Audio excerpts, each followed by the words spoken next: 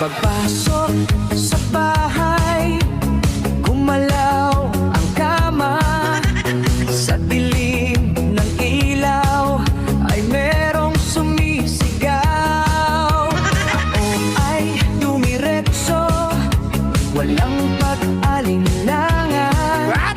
Sa bawat galaw, umuunggol ang sigaw.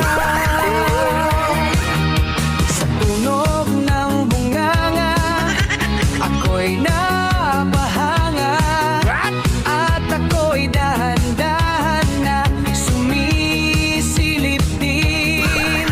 Wala nang salitang binuksan ko na. Pag-on ko ng ilaw, nakita ko lahat. Hawak mo ang itlog ng lolo ko. Sa bawat sigaw niyo ako ay biglang napawahawak mo ang egg. Huwag mong bibitawan hanggang sa huling sop-sop ng galawan. Hawak mo ang egg sa ilaw at dilim, ikaw lang pumatol sa loob.